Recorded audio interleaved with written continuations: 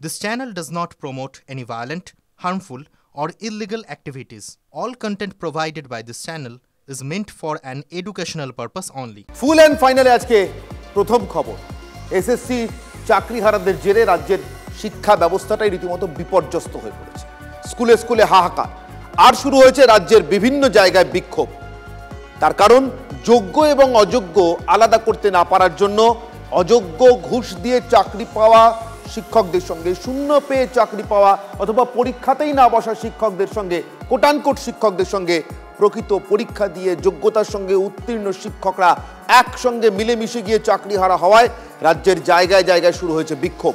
সেই বিক্ষোভের ছবিতে প্রথমে নজর রাখি আসুন। রাজ্যের বিভিন্ন জায়গায় এসএসসির চাকরি বাতিলের প্রতিবাদে বিক্ষোভ। অধিকাংশ বিক্ষোভই বিরোধী রাজনৈতিক দলগুলোর বিক্ষোভ, কিছু ক্ষেত্রে অবশ্যই যারা চাকরি হারিয়েছেন বা চাকরি প্রার্থী তাদেরও বিক্ষোভ রয়েছে। এটা বিকাশ ভবনের সামনে বিক্ষোভের ছবি। সল্টলেকে এসএসসি ভবন অভিযানে ধুন্ধুমার বাঁধে পুলিশের সঙ্গে বিক্ষোভকারীদের। বিকাশ ভবন অভিযানে যায় এবিভিপি বা অখিল ভারতীয় বিদ্যার্থী পরিষদ, রাষ্ট্রীয় স্বয়ংসেবক সংঘের ছাত্র সংগঠন এবং তারপরেই রীতিমতো ধুন্ধুমার বাঁধে পুলিশ কর্মীদের সঙ্গে বিকাশ ভবনের সামনে এবিভিপি সমর্থকদের। এসএসসির দুর্নীতিতে চাকরিহারা প্রায় 26,000, তার ফলে প্রতিবাদে দিকে দিকে বিক্ষোভ দেখাচ্ছে বিজেপি রাজ্যের প্রধান বিরোধী দল।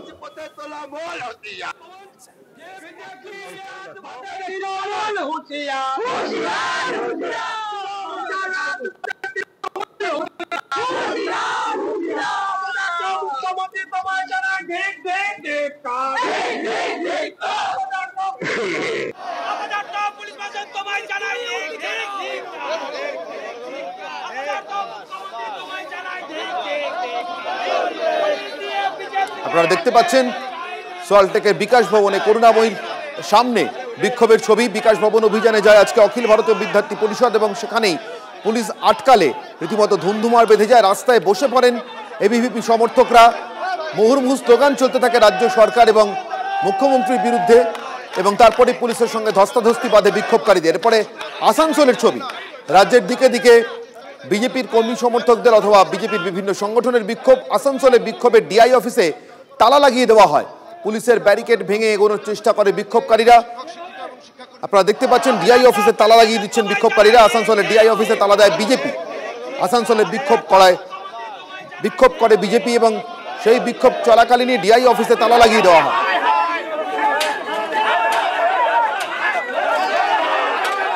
এরপর আপনাদের দেখাবো শিলিগুড়ির ছবি। শিলিগুড়িতেও একই রকম উত্তপ্ত ছিল পরিস্থিতি। 26,000 চাকরি বাতিলের প্রতিবাদে, দুর্নীতির প্রতিবাদে, রাজ্য জুড়ে চলা দুর্নীতি এবং বিশেষ করে শিক্ষাক্ষেত্রে দুর্নীতির প্রতিবাদে আসানসোলে ডিআই অফিসে অভিযানের পর দেখতে পাচ্ছেন এটা শিলিগুড়ির ছবি। শিলিগুড়িতেও বিজেপি কর্মী সমর্থকরা একসঙ্গে বিক্ষোভে নামেন।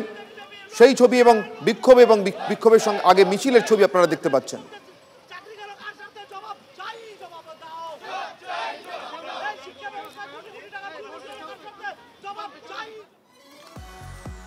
এদিকে 26,000 চাকরি বাতিলের ইস্যুতে এবার মমতা বন্দ্যোপাধ্যায়কেই সরাসরি নিশানা বিজেপির কেন্দ্রীয় নেতৃত্বের। বাংলায় তালিবানি শাসন চলছে, এই তালিবানি শাসনের বিরুদ্ধে মানুষকে একজোট হতে হবে এবং তার সঙ্গে সঙ্গেই এই আক্রমণের সঙ্গে সঙ্গে বিজেপির তরফ থেকে একটা অদ্ভুত দাবিও তোলা হয়েছে।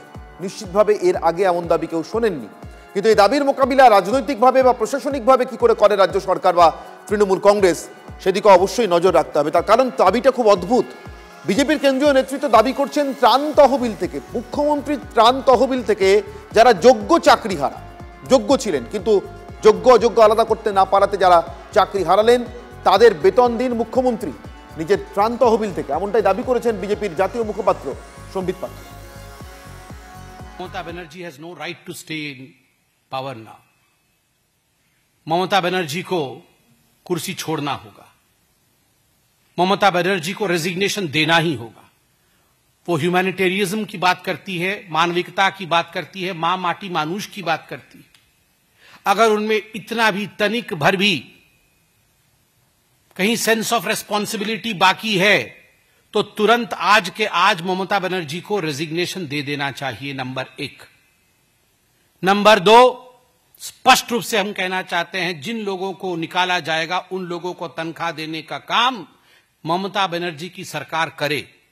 सीएम रिलीफ फंड से पैसा जारी करे और टीएमसी के पास नोटों की गड्डियों की कमी नहीं है। वो नोटों की गड्डी को निकाले और अब जहां से छीना था पैसा, वो पैसा उन तक पहुंचाए।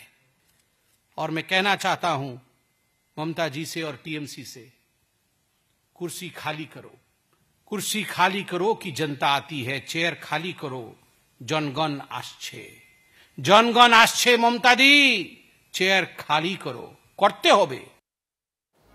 মমতা বন্দ্যোপাধ্যায়কে চেয়ার খালি করা অর্থাৎ চেয়ার ছাড়তে বলা বা পদত্যাগের দাবি মমতা বন্দ্যোপাধ্যায়ের কাছে।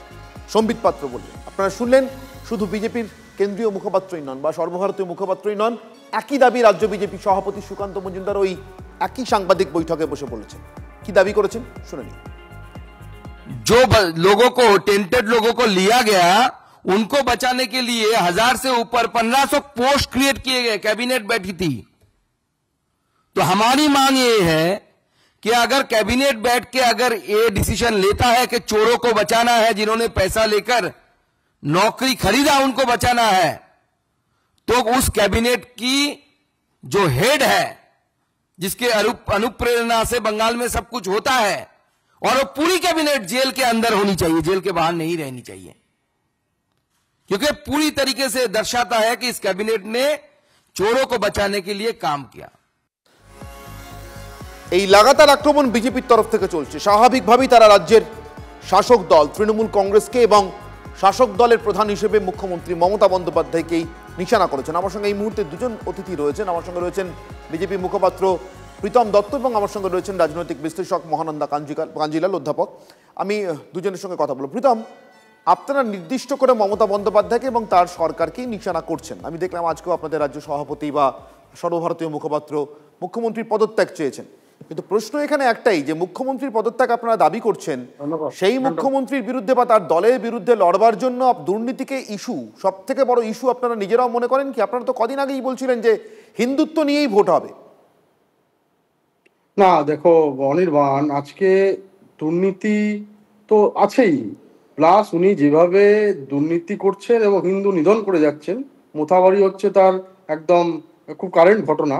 তো সেটা সবকিছুর বিরুদ্ধেই আজকে ভারতীয় জনতা পার্টির সবচেয়ে বৃহৎ দল আমরা লড়ছি। এবং তুমি যেটা সবচেয়ে বড় ব্যাপার, এত বড় একটা ঘটনা ঘটলো, সেটাকে ঢাকার জন্য উনি সুপার নিউমেরিক বলে একটা আনকনস্টিটিউশনাল পোস্ট ক্রিয়েট করলো। এটা আমরা বারবার বলে আসছি, সেটা উনি করেছেন। তার কথা ববি হাকিম বলেছেন যে সবকিছু অনুপ্রাণিত হয়ে যা ডিসিশন হয়, ক্যাবিনেট ডিসিশন, মমতা ব্যানার্জিই নেন। তো মমতা ব্যানার্জিকে তার দায় নিতে হবে, এটা এক নম্বর। সেকেন্ড হচ্ছে, আজকে কাকু যে জনৈক অভিষেক ব্যানার্জির কথা বলেছেন, সেই জনৈক অভিষেক ব্যানার্জি যে এমপি অভিষেক ব্যানার্জি ডায়মন্ড হারবার, সেটা অভিষেক ব্যানার্জি নিজে স্বীকার করেছেন। এবং এই অভিষেক ব্যানার্জির লিপস অ্যান্ড বাউন্সে এই চাকরির দুর্নীতির টাকা গেছে এবং লিপস অ্যান্ড বাউন্সে এখনো উনি কেউ কিছু স্বীকার করলেন বা বললেন? অভিষেক বন্দ্যোপাধ্যায়কে তো বারবার আমরা এই চ্যালেঞ্জ ছুটতেও দেখেছি যে আমার যদি কোনো দুর্নীতি প্রমাণিত হয় তাহলে আমি হাসতে হাসতে ফাঁসি কাটে চলে যাব। এত বড় চ্যালেঞ্জ দেওয়ার পর, বারবার দেওয়ার পর, প্রীতম বারবার প্লিজ একটু শুনুন, এতবার এই চ্যালেঞ্জ খোলাখুলি প্রকাশ্যে বারবার দেওয়ার পরেও আপনারা যেটা বলছেন রাজনৈতিক অভিযোগ, সেটা সিবিআই এর তদন্তের ফল হিসেবে দেখতে পাচ্ছি না কেন? আপনি যদি বলছেন যে এই দুর্নীতির প্রধান পরিচালিকা মমতা বন্দ্যোপাধ্যায়, আপনি বলছেন দল হিসেবে তৃণমূল কংগ্রেস, অভিষেক বন্দ্যোপাধ্যায়ের কথা, কেন সিবিআই এর একটা চার্জশিটও তাদের দুজনের নাম নেই? না না, তুমি সিবিআই চার্জশিটের নাম নিশ্চয়ই থাকবে। তুমি একটার পর একটা আসছে, তার কারণ সিবিআই তদন্ত এখনো শেষ হয়ে যায়নি। 100% তার মুক্তি রানীকে ধরা হবে, এটা নিয়ে কোনো কনফার্মেশন নেই। কিন্তু দুর্নীতি যে হয়েছে সেটা তো প্রমাণিত সত্য। তো দুর্নীতি দিয়ে হয়েছে সেটাও প্রমাণিত সত্য। এবং সুপ্রিম কোর্টে সম্ভবত এই সুপার নিউমেরিক নিয়ে আরেকটা ভার্ডিক্ট সম্ভবত কাল পরশু আসার কথা। সুতরাং সুপার নিউমেরিক পোস্টটা তো মমতা ব্যানার্জি করেছেন এবং টাকা তোলা হয়েছে, সেটা তো আজকে আর কাউকে। আমি আপনার কাছে আসবো মহানন্দা, আপনার কাছেও আসবো। এই মুহূর্তে ব্রাত্য বসু রাজ্যের শিক্ষামন্ত্রী সাংবাদিক বৈঠকে, সরাসরি চোখ রাখবো তার সাংবাদিক বৈঠকে।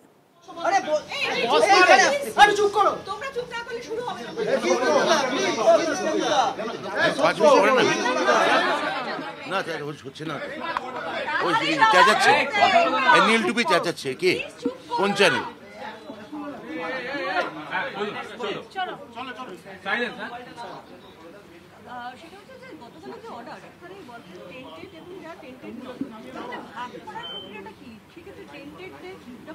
আমার দেখুন, কালকে মাননীয় মুখ্যমন্ত্রী বিশদে এটা নিয়ে সাংবাদিক বৈঠক আপনাদের সঙ্গে করেছেন। আমার আর বলার বিশেষ কিছু অবকাশ আছে বলে বা পরিসর আছে বলে আমি মনে করি না। আমি খালি একটা কথাই বলতে পারি, আজকে তো স্কুল সার্ভিস কমিশনও সাংবাদিক বৈঠক করেছে ফলে যা মূল কথাটা লিগ্যাল বা টেকনিক্যাল ক্লারিফিকেশন তো ওরাই দেবে। আমি যেটা আমার বিভাগীয় দায়িত্ব থেকে বলতে পারি যে আমরা মুখ্যমন্ত্রী যা বলেছেন সেই অনুযায়ী সর্বতোভাবে আমরা বঞ্চিত এবং যোগ্য যারা আছেন তাদের পাশে আমরা সর্বতোভাবে থাকব, মানবিকভাবে থাকব, রাজনৈতিকভাবেও থাকব। 1, 2 এই যে আপনারা যেটা বলছেন টেন্টেড বা আনটেন্টেড, বা এক দলের বেতন ফেরত দেওয়া হবে আরেক দলের বেতন ফেরত দেওয়া হবে না, এই কথাগুলো তো আমার কথা নয়, এগুলো মহামান্য প্রধান বিচারপতির জাজমেন্টে প্রতিটি পাতায় আছে, মানে বেশ কয়েকটা পাতায় আছে, 28 নম্বর অনুচ্ছেদে খুব স্পষ্ট করে আছে। তাহলে যে রায় বলছে যে টেন্টেড এবং আনটেন্টেড, সেটা তো এসএসসির দেওয়া তথ্য পরিসংখ্যান তার ভিত্তিতেই বলা হচ্ছে। তাহলে আপনারা যেটা বলছেন যে যোগ্য বা অযোগ্য এসএসসি ভাগ করতে পারেনি তা নয়, হয়তো বলতে পারেন তাতে কোর্ট সম্পূর্ণত কোর্ট সেটা বলেওছেন মাননীয় যে তারা সন্তুষ্ট হচ্ছেন না, কিন্তু যোগ্য অযোগ্যের একটা ভাগাভাগি নিশ্চিতভাবে প্রধান বিচারপতির রায়ের পর আমরা বুঝতে পারছি, এবং যারা যোগ্য এবং বঞ্চিত তাদের একটা মানবিক দৃষ্টিভঙ্গি যাতে সব তরফ থেকে বেরোয়, আমি সেই আবেদনও এই সূত্রে করব। দেখুন, রিভিউ পিটিশন বা ইত্যাদি এই টেকনিক্যাল বা লিগাল প্রশ্নগুলো, এগুলো তো এসএসসির ব্যাপার। এসএসসি তার আইনি প্রক্রিয়া নিয়ে করবে। যদি আমাদের বিভাগের কাছে কোনো এই বিষয়ে তারা সাহায্য চায়, আমরা সেটা আইনি পরামর্শ তাদের নিশ্চয়ই দেব, তবে সেটা আইনি পরামর্শ নিয়ে দেব।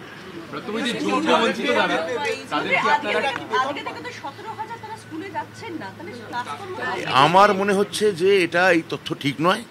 বিশেষত গতকাল মুখ্যমন্ত্রী যে বার্তা দিয়েছেন, সে বার্তায় পরিষ্কার করে তাদের কি করণীয় বা কি করণীয় নয় সেটা তিনি কালকে তাদের বলে দিয়েছেন। আর আপনারা যেটা বলছেন, আমাদের কাছে এরকম কোনো তথ্য নেই যে তারা যাচ্ছেন না। আমি তো এরকম কথা বলতে পারি না। আমি বলছি যে মুখ্যমন্ত্রী কালকে যেটা বলেছেন এবং মহামান্য বিচারপতি যেটা বলেছেন, সেটার পর যদি কোনো টেকনিক্যাল বা কোনো লিগ্যাল ক্লারিফিকেশন, সেটা তো এসএসসি আজকে জানিয়েছে। তো এসএসসি জানিয়েছে যে তারা মহামান্য প্রধান বিচারপতি সুপ্রিম কোর্টের কাছে তার একটা লিগ্যাল ক্লারিফিকেশন চাইবে। তো তার আগে মুখ্যমন্ত্রী যে মানবিক বার্তা দিয়েছেন, আমি আবার বলছি, তার উপর সমস্ত শিক্ষককে বলবো ভরসা রাখুন।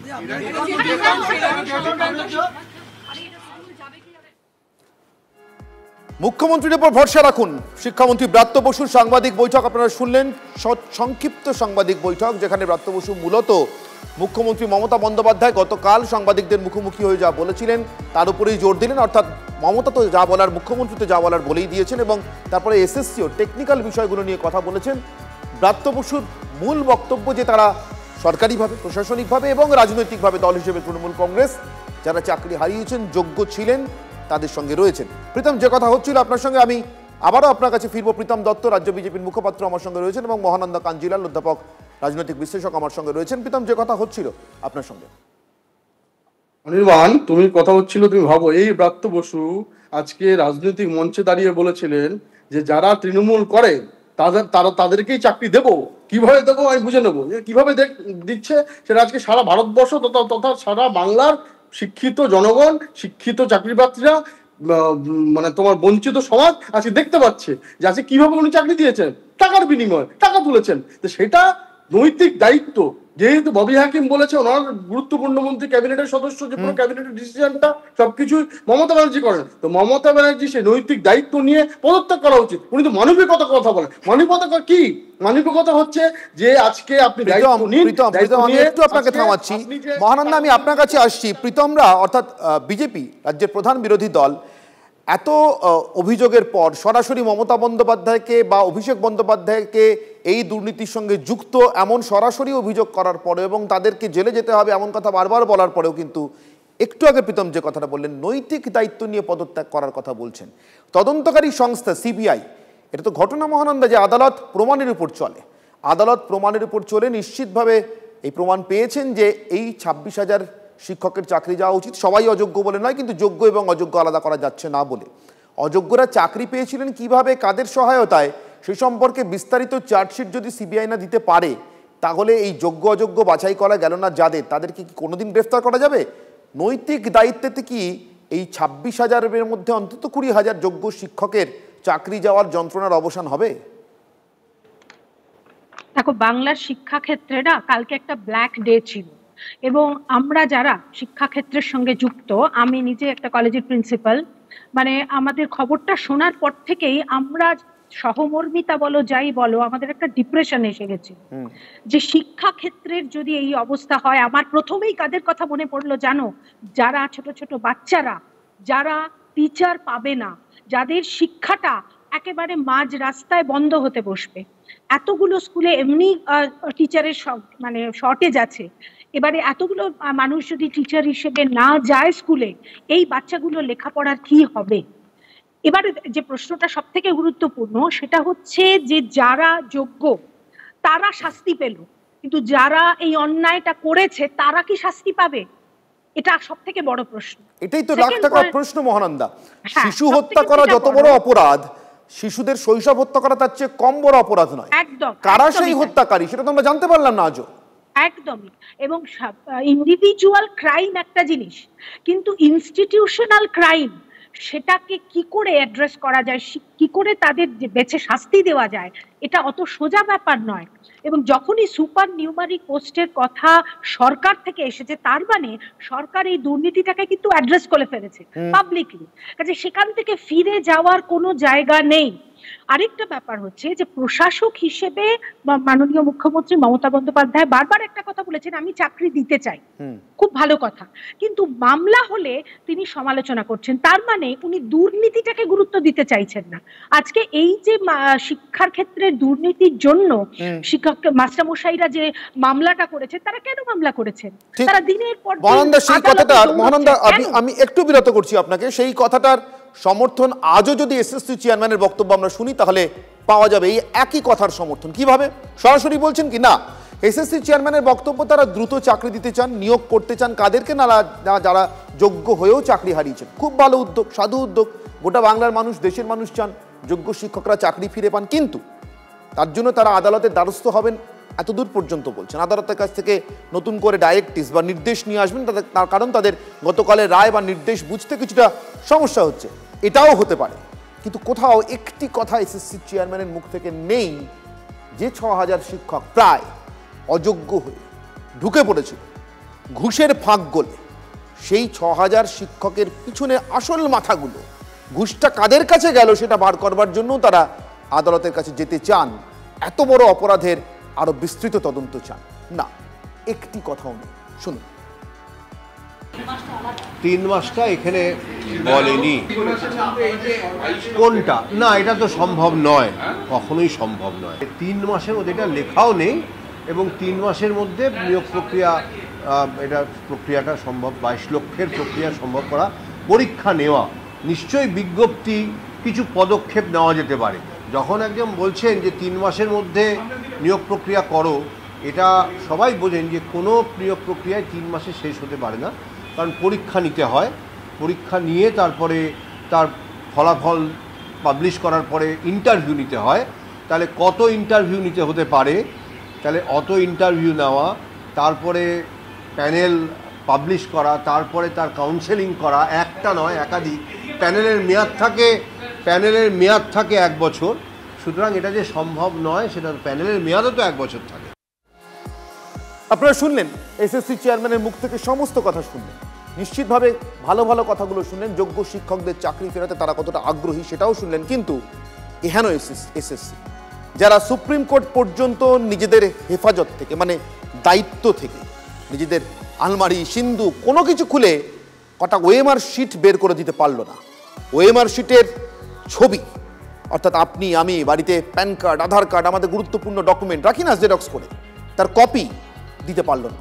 একটা হার্ড ডিস্ক বা সার্ভার দিতে পারলো না যেখানে ওগুলো আছে বলে অন্তত দেখিয়ে দিতে পারবে।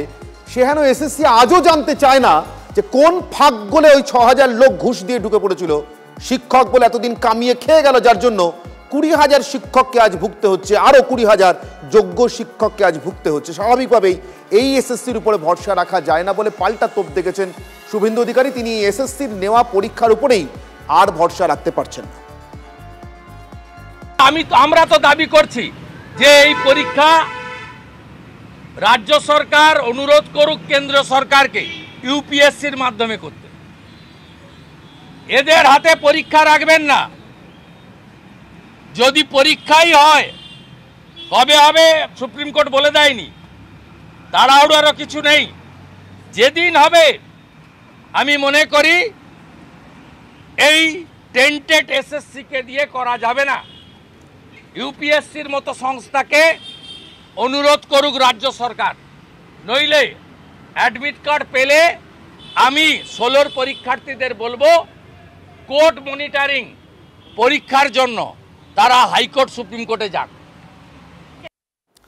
আমি আবারও মহানন্দা আপনার কাছে ফিরবো। আপনি কিছুক্ষণ আগেও যখন কথা বলছিলেন আমরা শুনছিলাম, আমার দর্শকও শুনেছেন, আজকে স্বাভাবিকভাবেই খুব স্বাভাবিক প্রতিক্রিয়ার জায়গা থেকে আপনার মধ্যে আজকে শিক্ষক বা অধ্যাপকের সত্তা অনেক বেশি কাজ করছে রাজনৈতিক বিশ্লেষকের তুলনায়। স্বাভাবিক, এত বড় একটা কালো দিনের পর রাজ্যের শিক্ষাক্ষেত্রে। মহানন্দা, আপনি শুনছিলেন যে শুভেন্দু অধিকারী বলছেন ইউপিএসসি পরীক্ষা নিক অথবা কোর্ট মনিটরড পরীক্ষা। মহানন্দা, এটা আমরা শুনে হয়তো খুব খুশি হতে পারি বা এটা আমাদের একটা এই মুহূর্তে খুব ভালো সলিউশন বলে মনে হতে পারে যে তদন্তে যেরকম আদালত নজর রাখে এবার থেকে পরীক্ষাতেও নজর রাখবে। কিন্তু একটা ব্যবস্থার জন্য এটা কি খুব ভালো বিজ্ঞাপন? একটা রাজ্যের সরকারি চাকরি বা শিক্ষক নিয়োগের পরীক্ষা আদালতের পর্যবেক্ষণে করতে হবে, তার মানে তো এসএসসির উপরে সত্যি আর ভরসা রাখা যাবে না যদি সত্যি তেমন দিন আসে। হ্যাঁ, এসএসসিটা তো তৈরি করাই হয়েছিল যে স্বচ্ছভাবে শিক্ষক নিয়োগ হবে সেই জন্য।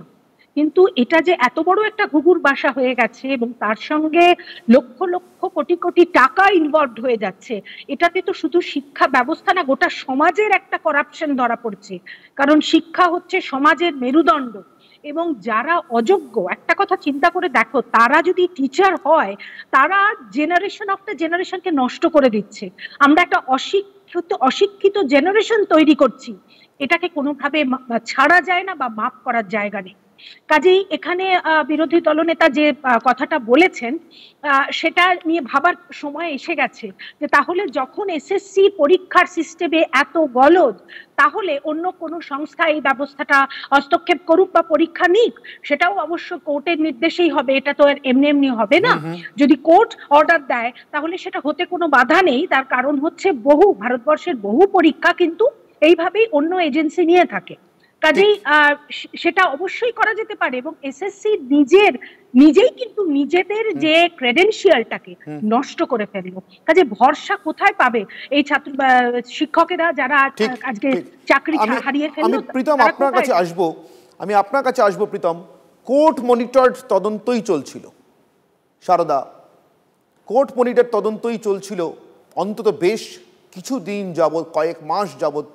গরু পাচার, কয়লা পাচার, কয়লা, বালি, পাথর, কোর্ট মনিটর, সব কোর্ট মনিটর তদন্তই চলছে এখনো পর্যন্ত এই শিক্ষক নিয়োগ দুর্নীতি নিয়ে। প্রীতম, আদালতের কাছে আমাদের অনেক আশা, তার অবশ্যই অনেকটা আদালত পূরণ করেছেন। অন্তত ঘুষ দিয়ে চাকরি প্রাপকদের চিহ্নিত করে চাকরি থেকে বের করেছেন, কিন্তু তার সঙ্গে সঙ্গে দুর্ভাগ্যজনকভাবে যোগ্য যে শিক্ষকদের বেরিয়ে যেতে হয়েছে এবং তার ফলে যে সংকট, আমরা এই শিক্ষা ব্যবস্থা ধ্বংস করার এবং খুন করার আসল অপরাধীদের নামগুলো জানতে চাই প্রীতম। তার সব থেকে বড় দায়িত্ব কেন্দ্রীয় সরকারের ক্ষমতায় আসীন বিজেপির, এটা আপনি অস্বীকার করতে পারেন? সিবিআইকে দিয়ে যথাযথ সময় তদন্ত শেষ করিয়ে এই খুনিদেরকে চিহ্নিত করা যারা রাজ্যের শিক্ষা ব্যবস্থাকে খুন করেছেন। প্রীতম, প্রথম কথা হচ্ছে CBI is autonomous body, court monitor তদন্ত হচ্ছে এবং সিবিআই আছে দেখি পার্থ চ্যাটার্জি জেলে আছে। পার্থ চ্যাটার্জি জামাই আজকে উনি সাক্ষী হিসাবে নিজেকে তুলে ধরেছেন এবং আজকে ওই অভিষেকের যে ম্যানেজার, যে সিইও, তিনিও আছে জেলে আছেন। সেই কাকুর কণ্ঠস্বর নিয়ে সারা বাংলা অনেক নাটক দেখেছে এবং আজকে পরিষ্কার হয়ে গেছে অনির্বাণ, আজকে ব্যাপারটা পুরো পরিষ্কার। একটু থামাচ্ছি, ঠিক বলেছেন আপনি, সিবিআইও একটা অটোনমাস বডি, কিন্তু এ রাজ্যে এসএসসিও একটা অটোনমাস বডি ছিল, তার কি হাল হয়েছে আমরা দেখেছি। প্রীতম, আপনার কাছে একটা ছোট্ট প্রশ্ন, শিক্ষা সংবিধানের যৌথ তালিকাভুক্ত, যেমন রাজ্য সরকার একা একা কোনো কিছু করে নিতে পারে না, কেন্দ্রীয় সরকার একা একা কোনো কিছু করে নিতে পারে না, কিন্তু যখন গোটা দেশের সুপ্রিম কোর্ট পর্যন্ত দেখে নিয়েছে একটা রাজ্যের পরীক্ষা নেওয়ার শিক্ষক নিয়োগের ব্যবস্থাটাই পুরোপুরি ভেঙে পড়েছে, তার আগা থেকে মাথা পর্যন্ত পুরোটা দুর্নীতিগ্রস্ত, তখন এই রাজ্যের শিক্ষা, ভারতের একটি অঙ্গরাজ্যের শিক্ষা ব্যবস্থা টিকিয়ে রাখার জন্য সংবিধানের যৌথ তালিকাভুক্ত হওয়ার সুবাদে পশ্চিমবঙ্গের শিক্ষাক্ষেত্রের জন্য কেন্দ্রীয় সরকার কিছু করতে পারেন কি?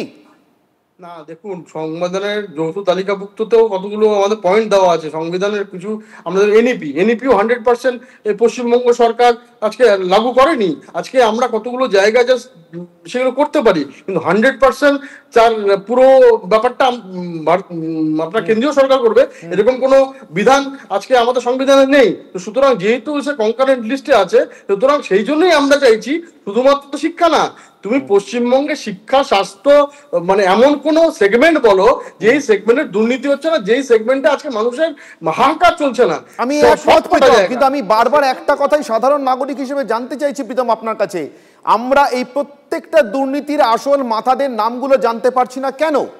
আমরা সেটা বুঝে নেবো।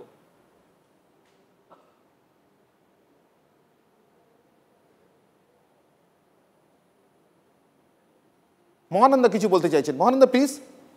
আপনি যে প্রশ্নটা করছেন তার একটাই উত্তর, সেটা হচ্ছে সিবিআই এর ভূমিকা নিয়ে প্রশ্ন উঠছে। তো কিন্তু সিবিআই তথ্যটা কোথা থেকে দেবে?